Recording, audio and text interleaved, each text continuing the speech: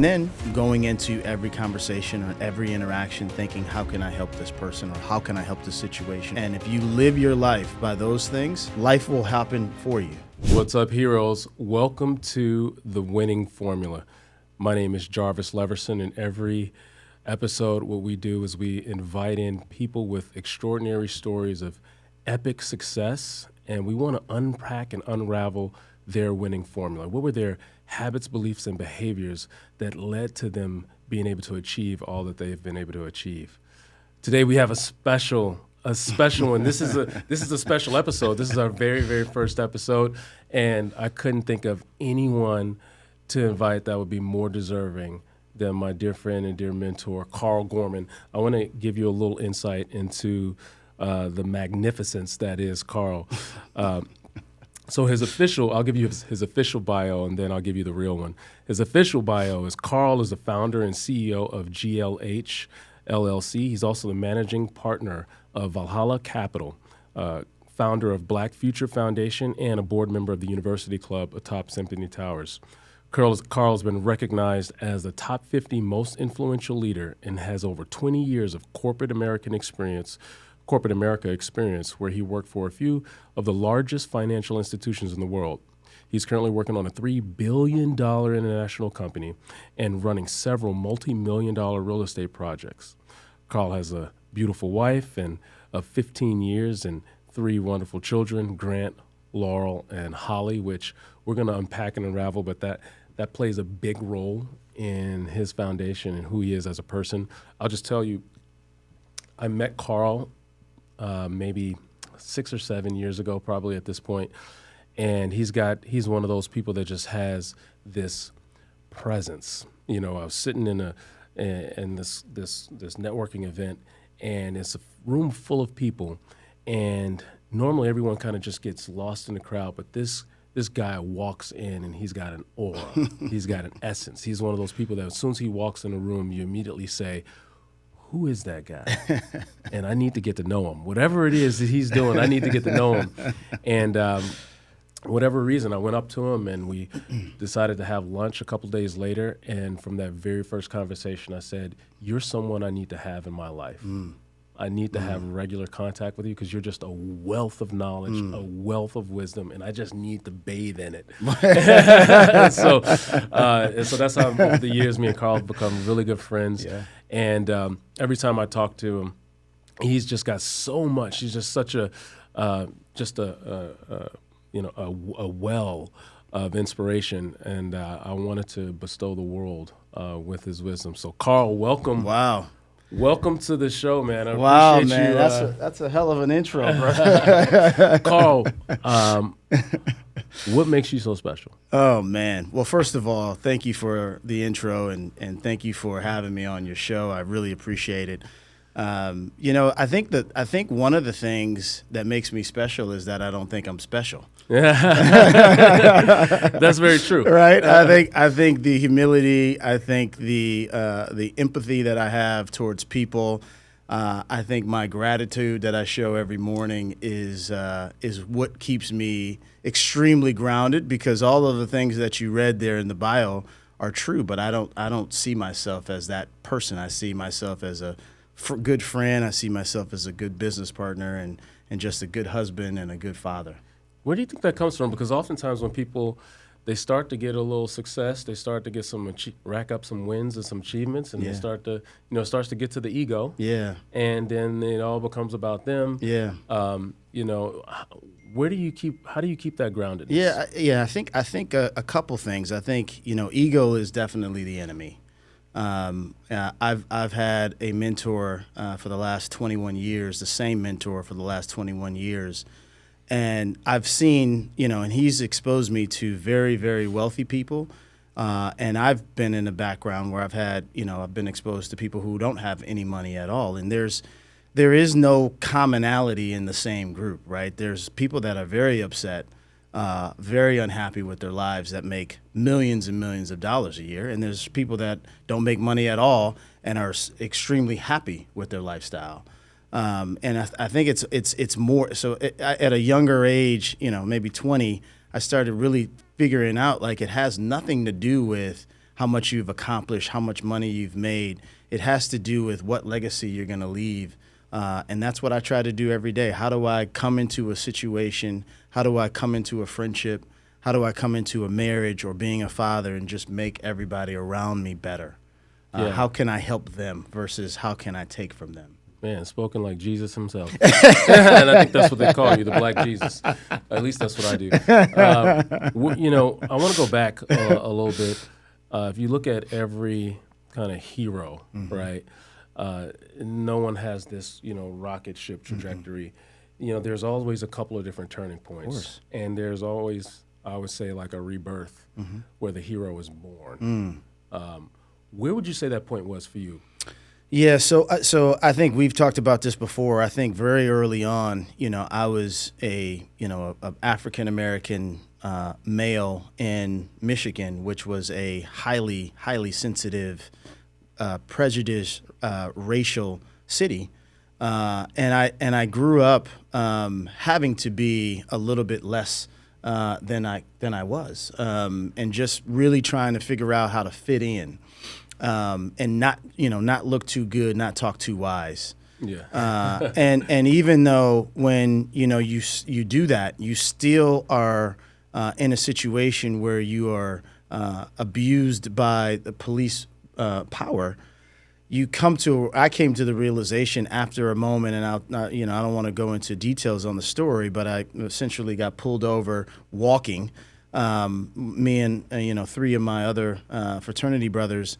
And ultimately, we got, harassed and a gun head to our head and said that we were going to die that night. And again, trying to not look too good, not talk too wise, trying to play a little bit small, we still were in that circumstance. And so from that moment on, I said, well, why do that? Why play small when no matter how you play, you still might end up in that circumstance? Yeah. And so how did you, bounce back from that? Yeah, so that was the pivotal point in my life where I felt like, how do I level the playing field, right? I'll never be able to show up in a room and my skin color won't look like this. Right. But I might be able to show up in the room where I have successes and I've had wins and I've made a lot of money. So that has been always my focus, is how do I get, I wasn't married at the time, but how do I get my wife and kids in a situation where they can thrive?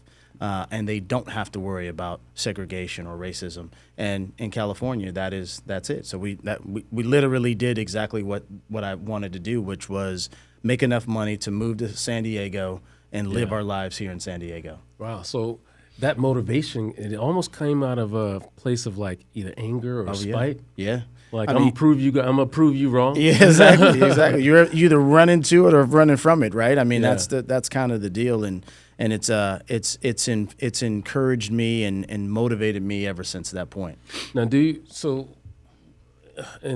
oftentimes, a lot of motivation comes from that, right? Comes from a place of either a rock bottom, or some huge turning point in a person's life. Yeah. Do you feel like you need to have a moment like that? Or what do you say to the folks that don't necessarily have this off the wall story, but they're still trying to find that motivation? Yeah. And I think the motivation comes from how you can help people, how you can give your life to someone else, right? I mean, I think you will show up 100 out of 100 for someone else. Yeah. But you will show up half the time for yourself. Yeah. So, right. I mean, you think about how many times you've wanted to lose weight for you. Right. Or get in shape for you, or just have a second leg for you. But if you do it for someone else, then you show up 100% out of 100. And so I've always, even before I had a wife and kids, I've always thought about them and how to put them first, and how to make sure that their life is going to be comfortable.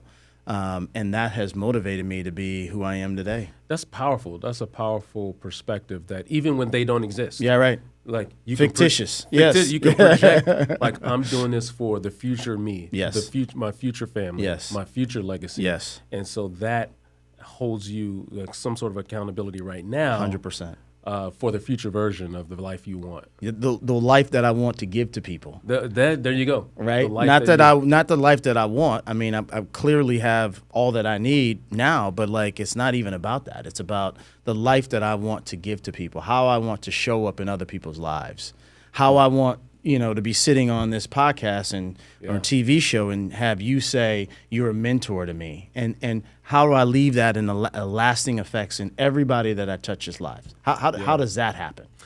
It reminds me of the story, and we've talked about this story a lot. And I was walking on the beach one day doing my meditation walk, and I call you up, and it was in the middle of the pandemic, and the world was caving in on itself. Companies were folding, banks were crumbling.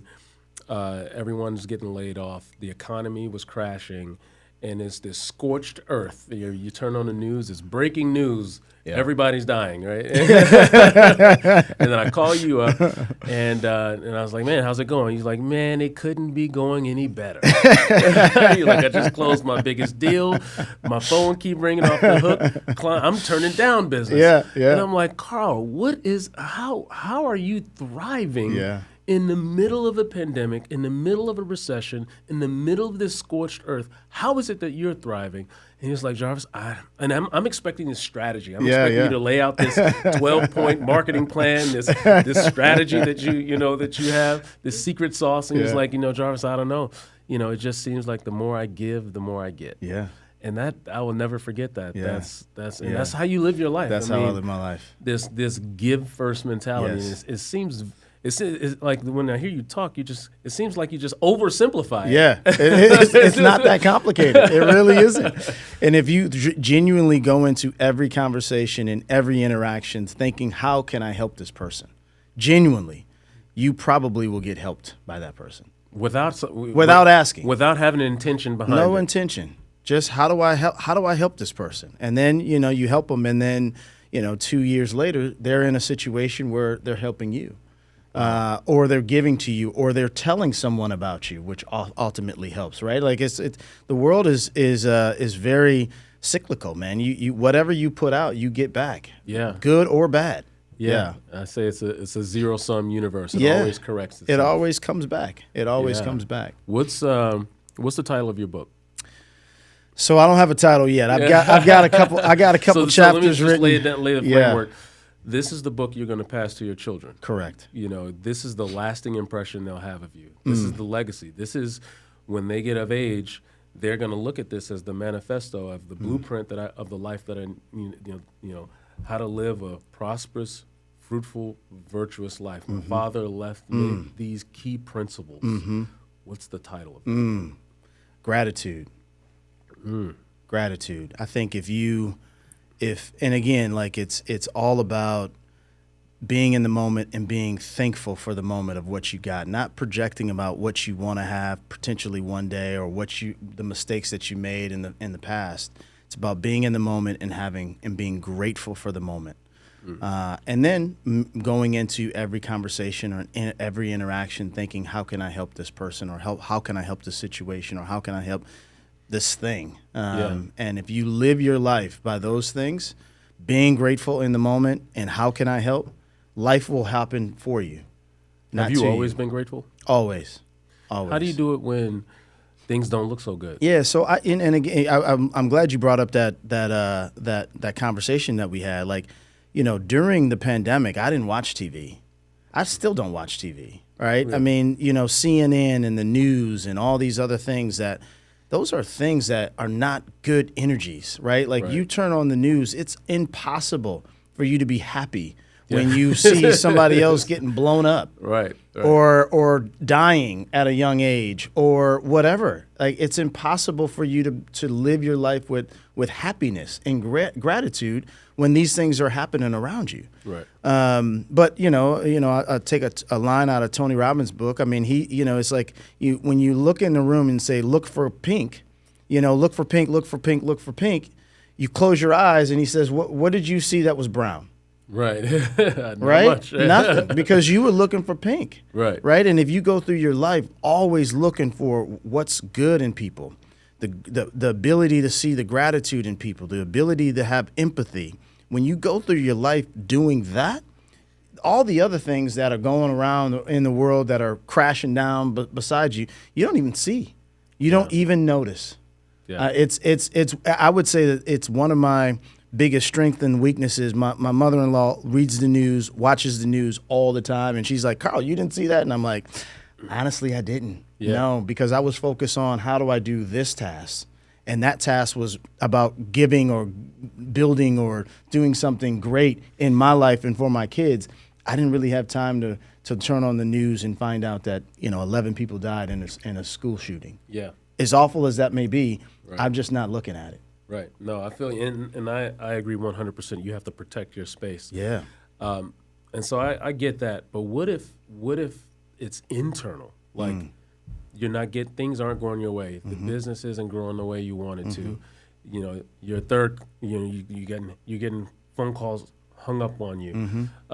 You're getting rejected over here, and doubt and negative voices. Are internal. So it's not the external world creeping in, but it's your internal world is kind of in turmoil. Yeah. How do you stay positive and stay lit? Yeah.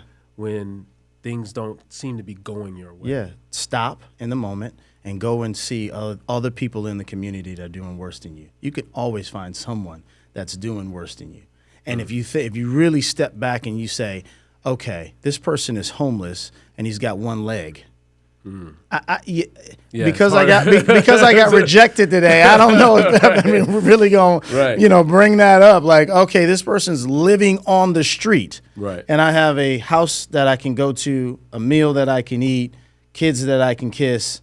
At some point you got to think, well, I'm doing pretty good, even though my business didn't, succeed today. And I do think again, the vibrations that you put out, right? So then in that moment, if you thinking about, you're spinning downwards, and then you go and you see someone that's not doing as well, and you help them, and then you go back and you're grateful for what you do have, because now you can see that a little clearer, things start happening. And then it's momentum. And then you get the email that says, hey, yeah, we'll be willing to talk to you about this particular project. And then you get another email. Then you get another phone call. Then somebody's not rejecting you. And it's momentum. And you just build on that momentum. Yeah. And, of course, we all get knocked down if no one's perfect. And if anybody says that they are, they're lying to you, right? I mean, I've had bad days, of course.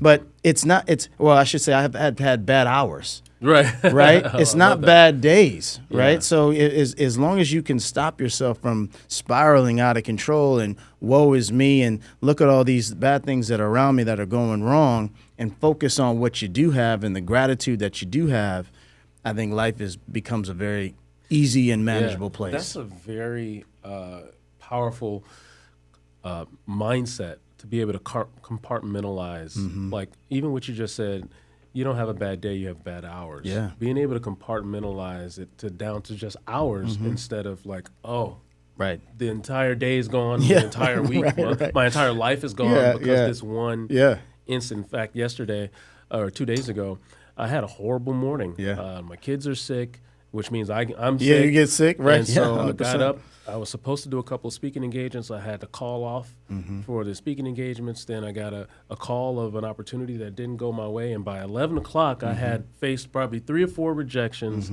And I'm sick, and I'm coughing. And normally that's like, let me just go to sleep and start all over tomorrow. This day is gone. And I went for a long walk, came back, made a couple more phone calls, got on my computer, sent out some emails, and by the end of the day, I had more wins than losses. Yeah, exactly. And it was like what you just said, being able to compartmentalize. 100%. The day's not gone. No. Let me start. What can I do right now to kind of turn the tide? What's one thing I can do right now to turn the tide? And then you start building the momentum again. Yeah. And a lot of people have a couple bad things that happen to them and think that that's going to be forever, right? Yeah. Like they literally think, oh, I got one rejection. Everybody's going to reject me now. Right. And nothing is forever, good or bad. Right. So knowing that, going into that, thinking that, this is temporary, regardless of it's good or bad, it's all temporary. Right. And you are 100 for 100 for having bad days. Right. When you had a bad day, The sun came up the next day, right? Right. So you're 100% certainty that you're going to be able to get up the next day and go about your business. Yeah. So if you come with that mindset, again, it's not about days, it's about hours. So if you have a bad hour, okay. The sun's still up. Next, it's now 9. Okay, I still got another 18 more to go. Exactly. Let's go make the most of it. Exactly. What are some? Earlier, I talked about your book, which is titled "Gratitude." Well, let's lock that in. Now we just need to get a date for it. This book, "Gratitude," which is going to encompass all the key principles, virtues, things you're going to pass down to your kids. What are some of the chapters in that book? Yeah, I think listening is number one. Being able to talk less and listen more, and really listen not with the intent to speak, listen with the intent of trying to empathize with what they're saying, either good or bad situations, and really live in that moment and be in that moment. I think is one huge chapter. Being able to be resilient, persevere. I know a mentor of mine used to say, it's not about making the sale or anything or succeeding or success. It's just about showing up half the time. If you just show up, again, over and over and over and over again, right, you'll make it. And I think a lot, and ultimately it's love, right? I mean, we all are here on this planet to love, and it's like the age-old riddle is love or time, and it's like, well, love, and because the time, you just want more time so you can be loved. Yeah.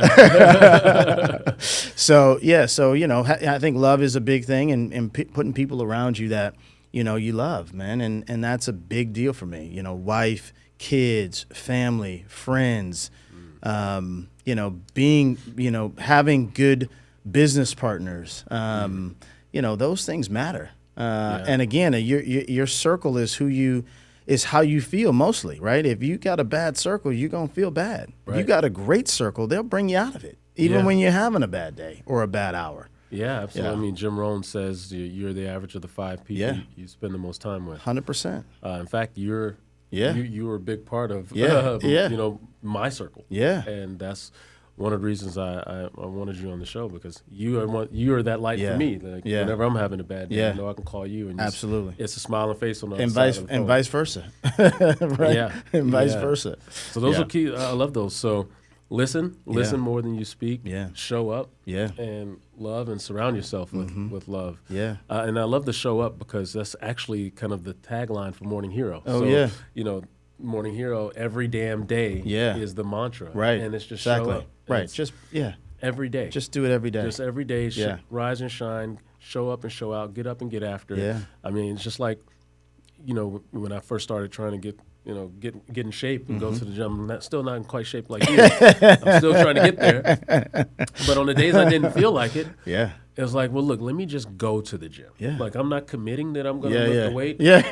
I just need to go. Let me just step foot in. Let me just be in the presence. Let me just go. Just be in the presence of other people other people lifting weights. So I just want to watch other people lift the weight. And just in the act of showing up, you create the momentum. Yeah. And then next thing you know, you're on the treadmill. Right. And then 20 minutes later, those weights over, they don't look too hard.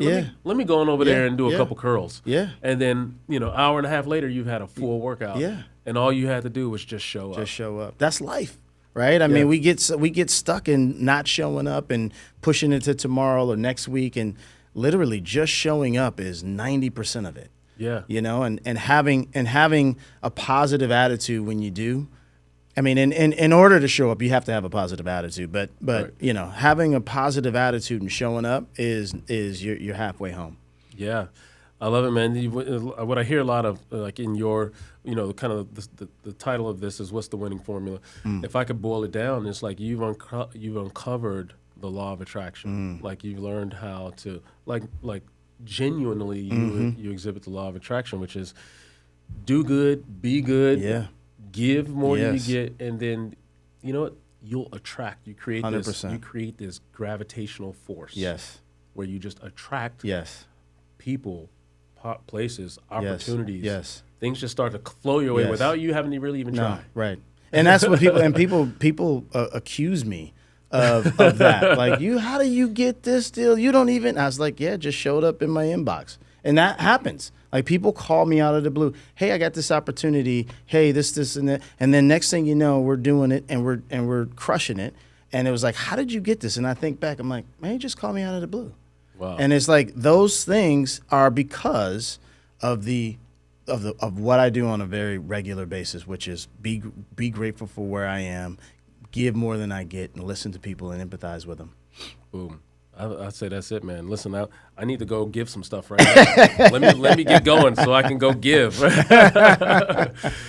Karl, where can people find you? What's something big right now that you're working on? Yeah, so we're continuing to work with my company GLH. We're a real estate investment company. We're doing affordable housing all across the country: San Diego, Cleveland, Indianapolis. We've got single family homes going up in all those areas.